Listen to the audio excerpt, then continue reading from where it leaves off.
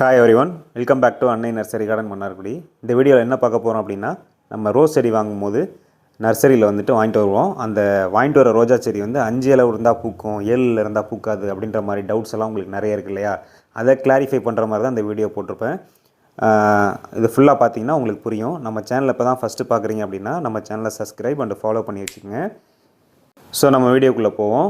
So வீடியோக்குள்ளே போகிறதுக்கு முன்னாடி நீங்கள் பட்டிங்னா என்னென்னு தெரிஞ்சுக்கணும். அதாவது இந்த ரோஸில் பண்ணியிருக்க ப்ராசஸ்க்கு பேர் வந்து பட்டிங் ப்ராசஸ். பட்டிங் ப்ராசஸ்னால் அதாவது பூக்கக்கூடிய ஒரு செடியிலேருந்து ஒரு கணுவை மட்டும் சின்னோண்டு கணுவை எடுத்து அந்த சிப் மாதிரி எடுத்துருவாங்க. ஓகேவா? சிப் பட்டிங்னு சொல்லுவாங்க, சிப் பட்டிங்னு கூட சொல்லுவாங்க. அதுக்கப்புறம் பார்த்திங்கன்னா ஒரு பூக்காத செடியில் ஒரு டீ கட்டு மாதிரி மார்க் பண்ணி டீ கட் பண்ணுவாங்க.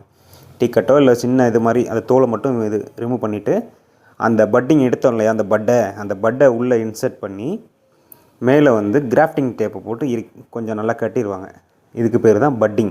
அதாவது பூக்காத செடியில் சின்னோண்டு பட்டை எடுத்து கட்டியிருக்காங்க. பூக்காத ரோஜா செடியில் பூக்கிற செடியை கட்டியிருக்காங்க. ஸோ அந்த டேப்பு தொங்குகிற ரோஸ் எல்லாமே பார்த்திங்கன்னா நீங்கள் ரோஸ் செடி வாங்கும்போது ஒரு டேப் ஒன்று தொங்கும். அந்த டேப்பு இருக்குதுனாலே அந்த செடியில் உள்ள வேர் செடி வந்து பூக்காத ரோஸாக தான் இருக்கும். கம்பல்சரி அதான் இருக்கும். அதில் மேலே வந்துருக்கு இல்லையா, அந்த பட்டு ஆரஞ்சு கலரில் பூ இருக்கு இல்லையா, இது மட்டும்தான் பூக்கிற ரோஸு. இந்த டேப் இருந்தாலே அது பூக்காத செடி தான். ஸோ இந்த ப்ராசஸ்க்கு பேர் தான் பட்டிங்னு பேர். ஸோ இந்த ப்ராசஸ் பண்ணால் தான் இந்த பூ பூக்கும். இதை வந்து நம்ம கட் பண்ணிலாம் இந்த பெங்களூர் ரோஸை தயார் பண்ண முடியாது. ஸோ அப்படிங்கிற பட்சத்தில் தான் நம்ம இந்த மாதிரி கட்டுறாங்க.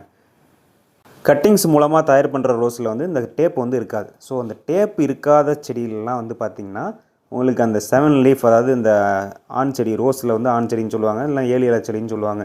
அந்த 7 இலை செடி வராது. அந்த டேப் இருக்குனாலே அது வரும். அந்த செடி எப்படி இருக்குன்னு பார்த்தீங்கன்னா இந்த மாதிரி தான் இருக்கும். ஸோ இந்த செடியில் இருந்தது தான் நான் கட் பண்ணிட்டேன். இதோட லீஃப் பார்த்தீங்கனாலே கண்டுபிடிச்சிடலாம்.